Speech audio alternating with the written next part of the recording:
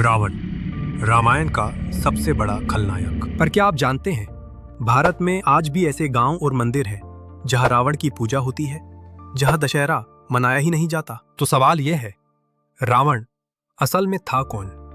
एक खलनायक या एक ऐसा भक्त जिसे हमने कभी पूरी तरह समझा ही नहीं? रामायण की कथा हम सब जानते हैं। सीता का हरण, लंका दहन, राम रावण का युद्ध और अंत में अधर्म पर धर्म की विजय। हर साल हम उसका पुतला जलाते हैं, हर साल हम उसकी हार का जश्न मनाते हैं। पर इस कहानी का एक हिस्सा है जो ज्यादातर लोगों तक कभी नहीं पहुंचा। रावण जन्म से राक्षस नहीं था। वह ऋषि पुलस्त्य का पौत्र और ऋषि विश्रवा का पुत्र था। एक ब्राह्मण कुल में जन्मा। वह वेदों और 6 शास्त्रों का प्रकांड विद्वान था।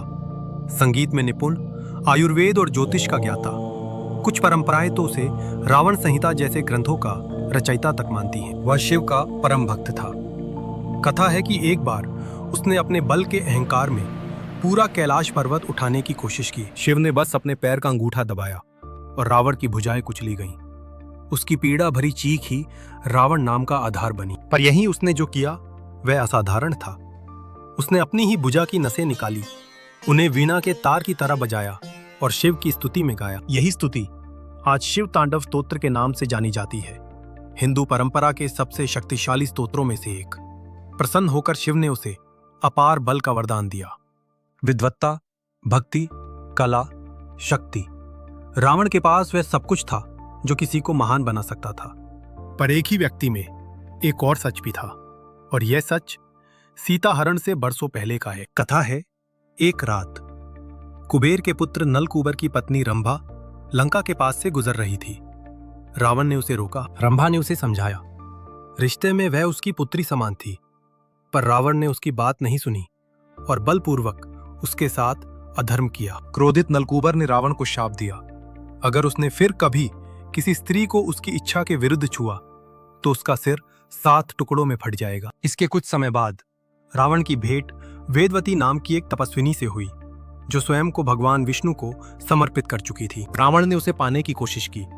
वेदवती ने इनकार किया, पर जब उसने जबरदस्ती की तो वेदवती ने स्वयं को अग्नि को समर्पित कर दिया। मरते हुए उसने रावण को शाप दिया कि वह स्वयं उसके विनाश का कारण बनकर लौटेगी। तो जब बरसों बाद रावण ने सीता का हरण किया, वह उसका पहला अपराध नहीं था। यह एक पैटर्न का तीसरा अध्याय था। और यहीं एक दिलचस्प सच छुपा है।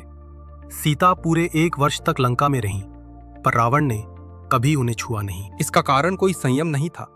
यह वही शाप था जो उसने वर्षों पहले अपने ही पाप से कमाया था। जिस अहंकार ने कभी उसे शक्ति दी, वही अहंकार अंततः उसका विनाश बना। तो रावण को आखिर कैसे देखा जाए? भारत में ही इसके 3 बिल्कुल अलग जवाब मिलते हैं। पहला दृष्टिकोण, और सबसे प्रचलित, वही है जो हम हर दशहरे पर देखते हैं। अधर्म पर धर्म की विजय, अहंकार के पतन की कथा। पर ग्रेटर नोएडा के बिसरक गांव में कहानी बिल्कुल अलग है। यहाँ के लोग स्वयं को रावण का वंशज मानते हैं। यहाँ दशहरे पर पुतला नहीं जलाया जाता।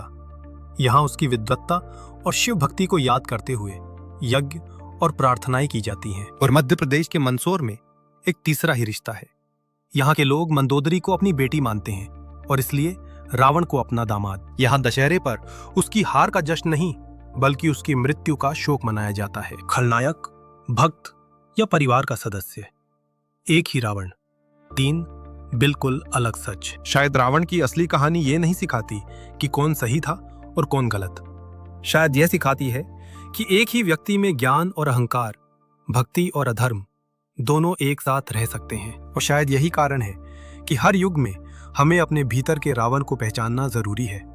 अगर यह कहानी आपको कुछ सोचने पर मजबूर करे तो वेदिक्सा को सब्सक्राइब करें। अगला सवाल जल्द ही आपके सामने होगा।